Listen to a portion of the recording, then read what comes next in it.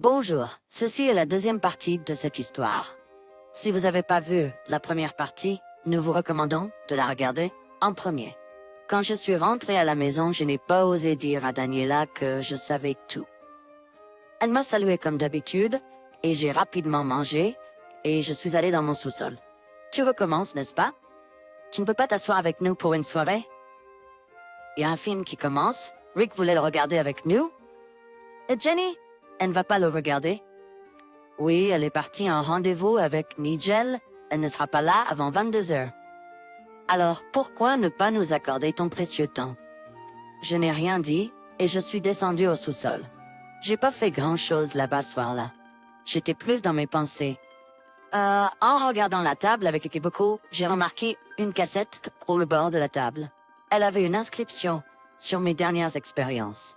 Je l'ai insérée dans le magnétoscope que j'avais apporté ici il y a longtemps, et j'ai regardé la cassette de moi et Duncan en train d'expérimenter sur un singe, testant les effets des médicaments.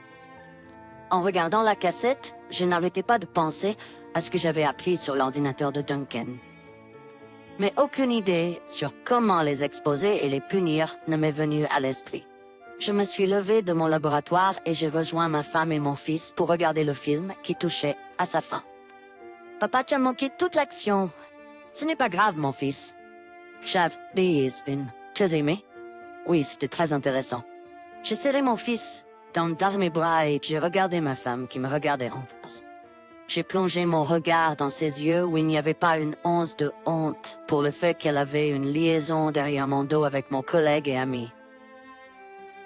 J'ai arrêté de l'aimer à chaque minute qui passait, et la haine que je ressentais pour elle ne faisait que grandir. Le film s'est terminé et Rick s'est précipité dans sa chambre pour finir de jouer à son jeu vidéo. Ma femme et moi sommes restés seuls. Comment ça va, Daniela? Qu'as-tu fait aujourd'hui? Tu demandes ce que j'ai fait. Pourquoi ferais-tu ça? Est-ce qu'on célèbre quelque chose aujourd'hui? Ne sois pas sarcastique. Juste curieux. Tu es ma femme. Je réalise que je ne te donne pas assez de temps, ni à toi, ni aux enfants, mais nous avons terminé notre projet, qui était urgent. Maintenant, j'aurai plus de temps et j'aimerais rattraper le temps perdu. Comme c'est gentil de ta part, j'ai l'impression que tu te sens coupable, et cela vient d'elle, celle qui m'a secrètement trompé. Eh bien, tu as décidé de tout gâcher. Pourquoi ferais-je ça? Ne pouvons-nous pas passer du temps en famille? C'est Max. Je ne me suis pas senti comme ta famille depuis longtemps. C'est plus comme un livre que tu décides de lire quand tu as un moment libre. Et quand tu es occupé avec tes rats, ce livre reste juste sur l'étagère à prendre la poussière. Pourquoi tu t'énerves autant? Au fait, maintenant que tu es libre, tu peux conduire les enfants à l'école et les récupérer là-bas. On m'a demandé de partir en voyage d'affaires. Je serai partie pendant 2 semaines. Alors tu as une chance de prouver à nos enfants que tu es toujours leur père. Comment? Pendant 2 semaines. Ouais, Max.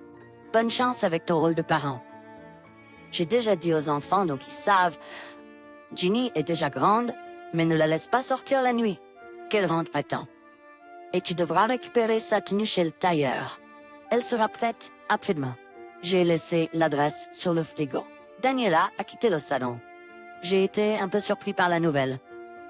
Elle allait partir demain et moi, franchement, j'étais pas prêt à rester seule avec 2 enfants vu le travail que je fais.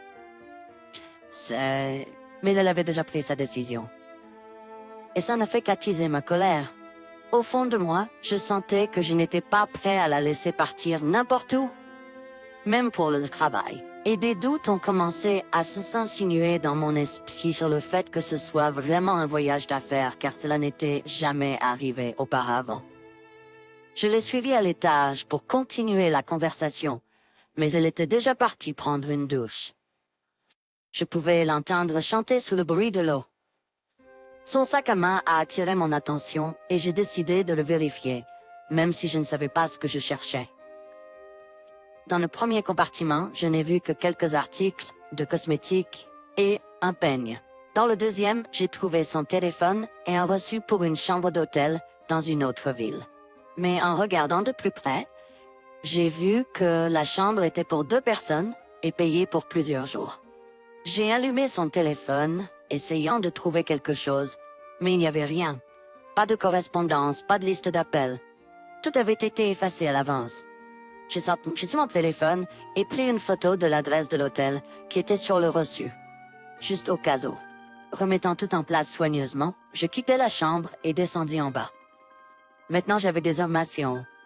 Le lendemain matin, j'ai emmené les enfants à l'école et suis rentré à la maison. En chemin, j'ai appelé mon superviseur et me suis excusé pour la journée, disant que j'étais malade et que je ne voulais pas apporter la maladie au laboratoire. À ma grande joie, il a accepté. En arrivant à la maison, j'ai vu Daniela mettre sa valise dans sa voiture et se préparer à partir. Au début, je voulais l'arrêter et lui parler à nouveau, mais j'ai changé d'avis. Ma prochaine décision a été de la suivre. J'avais toute la journée de libre, donc je pouvais facilement accomplir ce que je voulais faire. Après l'avoir suivi quelques milles hors de la ville, je l'ai vu s'arrêter à une station-service. Je me suis arrêté à proximité. Notre téléphone est donné. L'écran indiquait que c'était Duncan. Oui, j'ai répondu. Max, où étais-tu? Le chef a dit que tu étais malade. Comment vas-tu? Ce n'est rien de grave. J'ai juste attrapé un petit rhume. Et j'ai de bonnes nouvelles. Je vais enfin avoir un congé. Demain, je serai libre comme l'air. Imagine, je pourrais me reposer. Pendant 1 an et demi, ils ne m'ont pas donné cette opportunité. Mais maintenant, je vais m'éclater. Laisse-moi deviner. Tu pars en voyage quelque part. C'est ça. Comment le sais-tu? Oh, allez, peu importe. Tant que tu guéris. J'espère que tu seras au travail demain. Nouant, je veux t'y te remplacer. Ne t'en fais pas, je serai là. J'ai répondu, sans quitter des yeux ma femme, qui remplissait la voiture et allait payer le pompiste de la station-service. Une autre vieille voiture, avec un côté éraflé, s'est arrêtée à la station-service. Un homme dans la cinquantaine en est sorti. Il m'a semblé que Daniela pourrait me remarquer, car elle connaissait très bien ma voiture. J'ai appelé l'homme, et il s'est approché prudemment. J'ai proposé d'échanger nos voitures avec lui. Il a hésité pendant un moment, alors je lui ai offert quelques centaines de dollars de plus. Heureusement, il a accepté, et je suis monté dans sa voiture. Maintenant, je pouvais continuer à suivre ma femme sans être remarqué. Nous avons continué à rouler. Le trajet nous a menés sur une route de campagne qui s'est rapidement transformée en une dense forêt qu'il fallait traverser pour arriver à notre destination. J'ai eu une idée effrayante que j'allais mettre en action, l'idée que le voyage d'affaires de ma femme et les vacances simultanées de Duncan n'étaient pas une coïncidence, mais un moment planifié pour faire l'amour m'a occupé l'esprit. J'ai appuyé sur l'accélérateur et j'étais bientôt sur la route étroite avec la voiture de Daniela. Les vitres de la voiture que je conduisais étaient teintées avec un film noir, et elle ne pouvait pas voir qui était derrière le volant. J'ai commencé à la faire sortir de la route. Elle a commencé à klaxonner. Je pouvais voir à travers la fenêtre abaissée de sa voiture qu'elle commençait à paniquer, ne comprenant pas ce qui se passait. J'ai tourné brusquement le volant et la voiture de Daniela est sortie de la route et a roulé dans un fossé peu profond. Sans perdre une minute, je suis sorti de la voiture et je me suis précipité vers elle. Elle fouillait déjà dans son sac à main, essayant de trouver son téléphone pour appeler le 911. Mais je ne l'ai pas laissé faire. D'un coup, j'ai arraché son sac de ses mains. « Qu'est-ce que tu fais ici ?»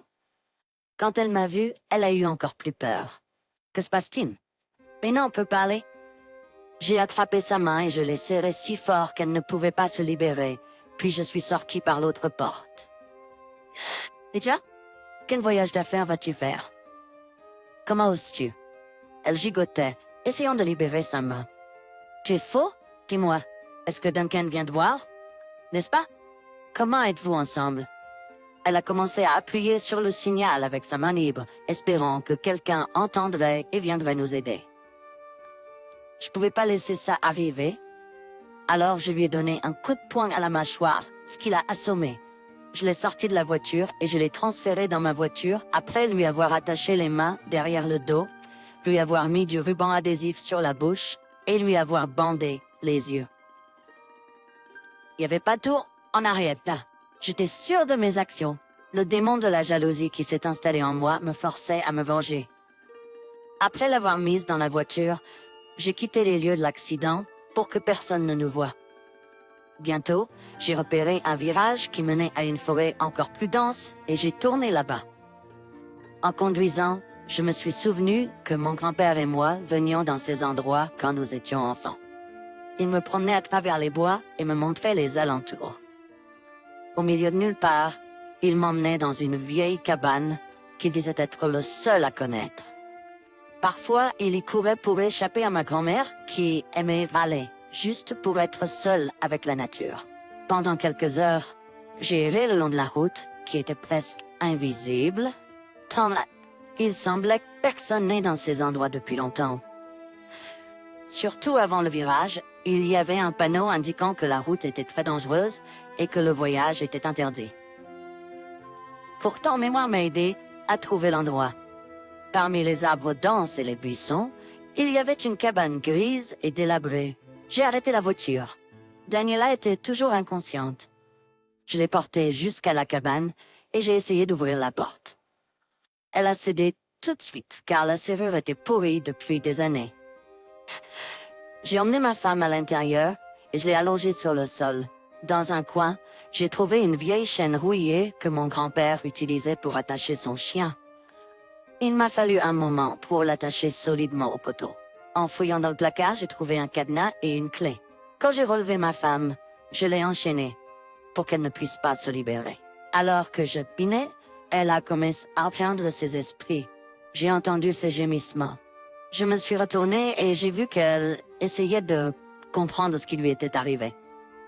Je me suis approchée et j'ai enlevé le bandeau de ses yeux. Le mascara, ainsi que ses larmes, avaient déjà réussi à couler sous ses yeux. Chut, j'ai mis mon doigt sur mes lèvres. Je vais enlever le ruban. Mais assure-toi qu'il n'y a pas d'intérêt à crier, car personne ne t'entendra. D'un coup, j'ai enlevé le ruban. Espèce de salaud. Qu'est-ce que tu fais? Comment oses-tu? Je sais que tu couches avec John. Maintenant, dis-moi, depuis combien de temps et pourquoi? Quoi? Comment as-tu pu penser ça? Eh bien, il me l'a dit lui-même. Oh, je ne savais pas. Il avait mauvaise conscience. Alors, il a décidé de se confesser à un ami. Mais comment as-tu pu? Je l'ai attrapé par les cheveux en arrière de sa tête. Oui, j'ai couché avec lui. Parce qu'il est un homme normal. Tu es juste amoureux de tes tubes à essai. Tu ne m'as même pas remarqué, les enfants. Une crise de haine m'a fait la frapper au visage. Du sang est sorti du coin de sa bouche. Espèce de salaud, a-t-elle craché. Tu t'en sortiras pas comme ça. Oh, vraiment? Je suis sortie de la cabane et je suis allée à la voiture. Le sac que j'avais préparé à l'avance m'attendait sur le siège avant.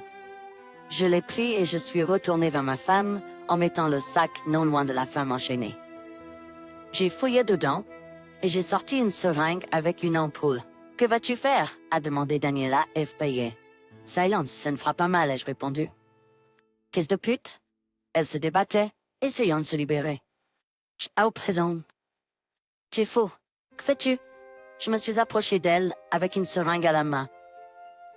Comme l'aiguille a percé sa peau fine, j'ai appuyé sur le piston et le liquide clair a coulé dans le sang de Daniela. C'était un somnifère. Je n'avais pas envie de m'occuper d'elle maintenant, d'une confrontation prolongée. Là que j'ai attiré, Daniela s'est endormie presque immédiatement de tête. Je l'ai appuyée contre le poteau auquel elle était enchaînée. Ensuite, je me suis dirigée vers la table et je me suis assis dans la vieille chaise poussiéreuse. Je savais qu'il n'y avait pas de retour en arrière. Si je la laissais partir, elle irait à la police et raconterait tout. Mais je ne voulais pas non plus la tuer. Pendant quelques minutes, peut-être 10 ou 15, je me suis assis et j'ai réfléchi, regardant la femme endormie. J'avais agi de manière impulsive, poussé par la jalousie et la colère. Mais maintenant, je devais penser à un plan pour la suite. Un plan qui me protégerait du voisin. Pendant que je réfléchissais, le téléphone de ma femme a bipé dans son sac. Distrait de mes pensées, je me suis approché et j'ai sorti son téléphone. L'écran était verrouillé et il ne pouvait être déverrouillé qu'avec une empreinte digitale. Je me suis approché de Daniela, j'ai pris son pouce et je l'ai mis sur l'écran du téléphone. Le téléphone est déverrouillé. J'ai immédiatement accédé aux paramètres de mon téléphone et désactivé tous les verrous au cas où j'aurais encore besoin de son téléphone. Après cela, j'ai ouvert le dernier message entrant. Et je n'avais pas tort dans mon hypothèse. Le message était de Duncan. Ah, salut, j'espère que tu es en route. Ils ne me laisseront pas partir avant demain. Je suis impatient de te rencontrer à l'auberge au bord de la route. L'auberge au bord de la route était le nom de l'hôtel sur la réservation. Donc j'avais raison et Daniela allait passer tout ce temps avec Duncan. Où es-tu maintenant? J'ai reçu un nouveau message de lui. J'ai décidé de répondre pour qu'il ne se doute de rien, tout en réfléchissant à un plan pour me venger de cette traîtresse également. Je suis en route. Je suis un peu occupé en ce moment. Ah, j'ai une faveur à te demander. D'accord, je te texterai plus tard. La réponse est arrivée. J'étais reconnaissant envers celui qui avait inventé ces textes. Plus je pensais au fait que deux personnes que j'aimais m'avaient trahi, plus la colère me saisissait et le désir de vengeance ne faisait que grandir. J'ai gardé le téléphone de ma femme le cachant dans ma poche. Puis je me suis assuré que la chaîne était bien attachée, j'ai attaché ses mains derrière son dos et j'ai remis du ruban adhésif sur sa bouche, juste au cas où. J'avais besoin de rentrer chez moi pour prendre tout ce dont j'avais besoin pour ma vengeance et pour tout préparer pour Duncan. Oui, j'avais l'intention de le kidnapper aussi. Mais je devais le faire sans que personne ne le cherche, du moins pas tout de suite. Vers le soir, je me suis rendu dans une vieille casse, déguisée en vieil homme, et je l'ai utilisée comme couverture pour mettre mon plan à exécution. En tant que vieil homme, en utilisant un nom différent, j'ai payé le garde une bonne somme d'argent, et il m'a laissé entrer pour choisir ce dont j'avais besoin. J'ai empilé de grandes cages dans un camion loué, et j'ai choisi des entraves et des chaînes. Tu vas garder une bête ou quelque chose comme ça? A demandé le garde, en m'aidant à charger les cages à l'arrière du camion. Oui, une grosse bête. Je veux prendre quelques gros chiens. J'ai besoin d'eux pour garder le magasin, mais tu sais, parfois ils doivent être enfermés. Des chiens? Au début, j'ai pensé que tu étais vétérinaire. Tu n'es pas journaliste à temps partiel, n'est-ce pas? Désolé, ça me regarde pas, c'est excusé le gardien. Je lui ai donné encore quelques centaines. Et il a promis d'oublier qu'il m'avait vu. Bien que j'étais déjà assez déguisé pour ne pas être reconnu. En soirée, je suis arrivé de nouveau à la cabane où j'avais laissé ma femme. Les arbres épais et grands rendaient l'obscurité encore plus sombre.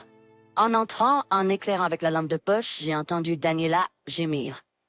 En dirigeant la lumière vers elle, je me suis assuré qu'elle était toujours là. Elle a bougé quelque chose dans ma direction, mais je n'allais pas lui parler tout de suite. J'ai trouvé une vieille lampe à pétrole sur la table et je l'ai allumée. Le feu, à travers le verre trouble, éclairait légèrement la pièce. J'ai marché autour de la pièce, à la recherche d'un coin libre approprié où je pourrais installer les cages, mais les gémissements de Daniela ne cessaient pas et commençaient à m'agacer. Je me suis approché et j'ai arraché le ruban adhésif. De quoi gémis-tu? Je n'écouterai pas tes supplications de pardon, imbécile. Je dois aller aux toilettes, grognait-elle. Je savais que je devrais revenir ici plus d'une fois, et être dans une pièce avec une odeur désagréable n'était pas amusant pour moi. De l'autre côté du mur, j'ai trouvé la porte d'un placard, et là j'ai trouvé un vieux seau que j'ai tenu devant Daniela. Voici tes toilettes? Comment suis-je censé faire ça avec les mains attachées? J'ai sorti le couteau de ma poche, me suis accroupi à côté d'elle, et lentement approché la lame de son visage. Je pouvais voir qu'elle commençait à trembler, même si elle essayait de ne pas le montrer. On pouvait lire la peur de la mort dans ses yeux, mais j'ai posé le couteau et coupé la corde qui lui attachait les mains. Juste au moment où je me suis éloigné, Daniela m'a griffé avec ses deux mains, essayant de me transpercer le cou avec ses griffes. Mais j'ai attrapé ses mains en un éclair, et comme j'étais physiquement plus fort, je l'ai immédiatement éloignée, puis je lui ai donné quelques gifles pour la maîtriser. En faisant quelques pas en arrière, j'ai regardé son corps épuisé. En retournant à la table, j'ai sorti un rouleau de papier et l'ai jeté dans sa direction. Tiens, mon amour, elle m'a juste regardé avec colère. J'ai continué mes affaires, sortant les cages du camion. J'ai eu du mal à les faire entrer, même si la porte n'était pas étroite. J'ai dû enlever un obstacle pour faire passer les cages. J'ai mis les deux cages dans le coin le plus éloigné, Puis j'ai mis les entraves et les chaînes dessus. J'ai mis les entraves. Ensuite, j'ai jeté de la vieille paille que j'ai trouvée derrière la maison. Et j'étais prêt. Que vas-tu faire? Daniela a demandé quand je me suis approché d'elle à nouveau. À quoi servent ces cages? Tu vas me garder comme un chien? Je ne lui ai pas répondu, je lui ai juste donné une autre dose de somnifère pour pouvoir la déplacer calmement dans l'une des cages. Quand elle était déjà à l'intérieur, j'ai mis un cadenas sur la porte-fenêtre. À travers la petite ouverture en bas des cages, j'ai glissé un bol de nourriture pour elle. Je n'avais apporté qu'un sandwich avec moi, alors je l'ai mis pour son dîner. J'ai aussi jeté une petite bouteille d'eau pour elle. Après m'être assuré qu'elle était bien enfermée, je suis rentrée chez moi. Ça avait été une journée difficile. Quand je suis entrée dans la maison, les enfants étaient déjà endormis.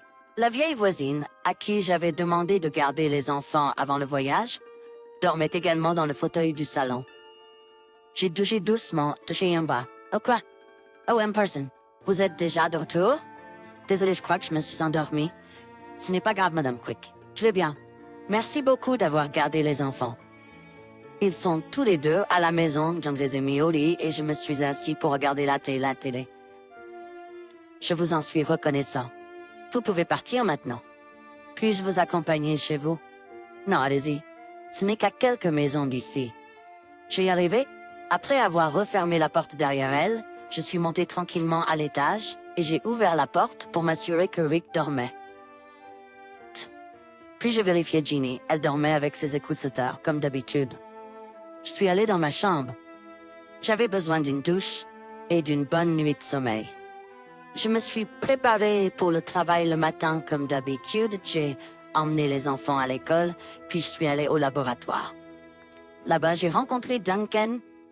Il avait quelques rapports à signer avant de partir en vacances.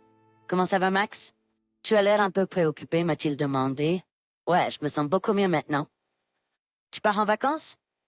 Ah oui, le chef m'a demandé de récupérer quelques documents, donc je vais prendre la route. Passe de bonnes vacances. Ensuite, je suis allé dans ma section du laboratoire. Je me suis assise à mon bureau et j'ai sorti le téléphone de Daniela. J'ai envoyé un texto à Duncan. J'ai dû revenir hier, mais je suis prêt à y aller aujourd'hui. Je t'attendrai au vieux chêne qui pousse près de chez nous à midi. Tu le connais, Music Hans. N'a pas eu longtemps pour avoir une réponse. Très bien, mon chéri. Je suis impatient de te voir, il m'a répondu. Après avoir attendu le temps nécessaire, j'ai informé le chef que je devais partir pour me préparer à la recherche et ainsi j'ai eu quelques heures de temps libre. À midi, j'étais arrivé au lieu de rendez-vous fixé. Caché dans les buissons, puis j'attends Duncan arrive. Je lui ai envoyé un texto l'invitant à sortir de la voiture et à marcher sur le chemin jusqu'à la clairière. Il a obéi docilement à ma demande. Et alors qu'il passait devant moi, je me suis jeté sur lui par derrière, mettant immédiatement un mouchoir imbibé de chloroforme sur son nez. Sa voiture a dû être poussée dans les buissons denses. Après avoir attaché le prisonnier et l'avoir mis dans le coffre, je me suis dirigé vers la cabane. « Oh mon cher, Duncan !» Daniela a crié en me voyant le traîner jusqu'à la deuxième cage. « Qu'as-tu fait de lui? »« J'étais un voyou. Comment peut-nous faire ça? » Qu'avez-vous tous les deux fait de moi? As-tu même pensé à ça? Je l'ai poussé dans la cage et l'ai enchaîné à la chaîne. J'ai mis un bol d'eau et un seau pour lui aussi. Daniela continuait de crier toutes sortes de choses méchantes contre moi. J'en avais assez. Je suis entré là-dedans et j'ai à nouveau scotché sa bouche. Ferme ta gueule. Personne ne peut t'entendre de toute façon. Tu me tapes sur les nerfs. Je suis allé dans ma valise et j'ai sorti une seringue de liquide vert. Après avoir regardé ma femme debout, je me suis approché d'elle à nouveau. Les larmes coulaient sur ses joues et elle essayait de dire quelque chose, mais le ruban l'en empêchait. J'ai besoin d'essayer un médicament et tu vas m'aider avec ça. Toi et ton ami, tu me feras du bien. J'ai attrapé son bras, essuyé le pli avec un tampon d'alcool préparé et j'ai injecté l'aiguille dans la veine. Alors que la seringue se vidait, Daniela a commencé à se calmer et bientôt elle s'est appuyée mollement contre le mur. Pendant que le pathogène que j'avais injecté faisait effet, j'avais affaire à Duncan. Je lui ai injecté une bonne dose de somnifère et de lidocaïne. J'ai eu une pensée délirante, mais en me rappelant sa trahison, la pensée ne semblait pas si délirante. J'ai sorti une aiguille et du fil de ma valise avec du fil ordinaire solide, et pendant qu'il était inconscient, j'ai cousu sa bouche. On dirait que tu n'auras pas besoin d'un bol. Je me suis murmuré à moi-même et j'ai enlevé sa nourriture, laissant de l'eau à la place, avec un tube fin qui pourrait s'infiltrer entre les points de suture si on essayait assez fort. J'ai aussi injecté le pathogène à lui. Ces injections étaient censées causer une inflammation dans leur cerveau. Dans mon laboratoire à domicile, j'avais modifié légèrement la composition du virus, et sa forme mutée était censée fonctionner beaucoup plus fort que l'encéphalite normale. Il n'y avait pas encore de remède pour mon invention, et maintenant, j'avais l'opportunité d'étudier sa manifestation dans le corps humain. Mais maintenant, je devais être prudent. Ce virus, bien qu'il ne soit pas aéroporté, je ne voulais pas qu'il entre dans la maison et nuise à mes enfants. Une demi-heure après avoir fini de manipuler Duncan, Daniela a commencé à reprendre conscience. Elle a regardé autour d'elle et a vu une image horrible dans la cage à côté. Son amant était allongé inconscient, la bouche cousue et pâle. Elle m'a regardé avec horreur. « Tu es fou. Qu'as-tu fait ?» Elle a crié. « Duncan, Duncan, il peut pas t'entendre. Et si tu cries, je te coulerai aussi la bouche. Tu comprends ?» Daniela a arrêté de parler. J'ai sorti une autre seringue de la valise. Il y avait un composé dedans dont l'effet était d'affaiblir les cordes vocales, et je l'ai injecté à ma femme. Eh bien maintenant, tu ne pourras plus crier. Je lui ai dit, tu m'as harcelé toute ta vie. Maintenant tu seras enfin silencieuse. Je ne lui ai pas expliqué plus de détails. Ce que j'avais fait avec eux me suffisait. Maintenant, avoir deux personnes sur lesquelles je pouvais mener mes propres expériences me faisait me sentir comme le genre de scientifique noir dont on écrit des articles dans les histoires effrayantes. Mais je m'en fichais. Je voulais la vengeance et je l'ai eue. Pendant plusieurs jours, je les ai visités et j'ai étudié comment le virus que je leur avais injecté fonctionnait. Duncan a repris conscience plusieurs fois. Il a regardé avec horreur ce qui se passait, mais n'a pas pu dire quoi que ce soit. Alors qu'il essayait de se libérer des points de suture, les blessures sur sa bouche sont devenues enflammées et le sang s'est infecté, ce qui ne fait qu'accélérer son décès. Bien sûr, j'ai pris du sang des deux à chaque fois et j'ai tout examiné dans mon laboratoire, à domicile. J'avais créé un nouveau type de virus et je voulais le suivre en action et essayer de créer un vaccin. Quelques jours plus tard, la police est venue frapper à ma porte. Les enfants étaient à l'étage, mais j'ai senti que Ginny écoutait sur les escaliers, alors je leur ai demandé de parler dehors. Je ne sais pas où ils sont. J'ai répondu à la question du policier quand il m'a dit que ma femme et mon collègue avaient disparu. Mais tout ce que je peux vous dire, c'est qu'elle partait en voyage d'affaires, et lui en vacances. Plus tard, j'ai trouvé une correspondance avec ma femme sur son ordinateur. On dirait qu'ils étaient amants. Et très probablement, ils se sont enfuis tous les deux. Et ça ne vous dérange pas qu'elle ait tout laissé derrière elle? L'amant si jamais traité le travail, vous ne l'avez pas simplement laissé partir, n'est-ce pas? Ça fait longtemps que je vis avec elle, juste pour les enfants. Que pouvais-je faire si elle me choisissait plutôt qu'un autre? Vous êtes marié vous-même, monsieur l'officier? Non, je suis divorcé. Eh bien, vous devez me comprendre. Bon, passez une bonne journée alors. Mais si vous entendez quelque chose, appelez-nous. Je le ferai. J'ai fermé la porte derrière eux. Ginny est descendue au salon. Papa, ils n'ont toujours pas retrouvé maman. Non, ma fille. Tu es adulte, tu peux comprendre qu'elle a décidé de nous quitter. Ça arrive, ne la juge pas.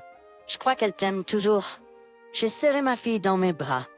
Mais Rick n'était pas assez grand pour comprendre pourquoi sa mère l'avait quitté. Ma fille et moi avons convenu de garder ça secret pour le moment, en lui disant que sa mère était partie à l'étranger pour un autre travail. J'ai visité la cabane pendant encore quelques jours. Ce n'est que plus tard, une semaine plus tard, que j'y suis retournée une dernière fois, pour enterrer le corps de ma femme, qui était décédée d'une maladie. À cause de sa maladie, L'inflammation dans son cerveau s'est produite si rapidement qu'elle est devenue folle. Son comportement est alors devenu animal, car elle ne réfléchissait pas clairement. Cependant, elle a compris qu'elle était enchaînée, et comme certains animaux pris au piège, elle a essayé de se libérer. Malheureusement, ces tentatives n'ont fait qu'aggraver sa blessure au poignet, précipitant ainsi sa mort. Chers auditeurs, votre soutien est grandement apprécié. Si vous avez aimé notre histoire, n'hésitez pas à aimer, commenter et vous abonner. Vos commentaires sont essentiels pour nous aider à améliorer notre contenu.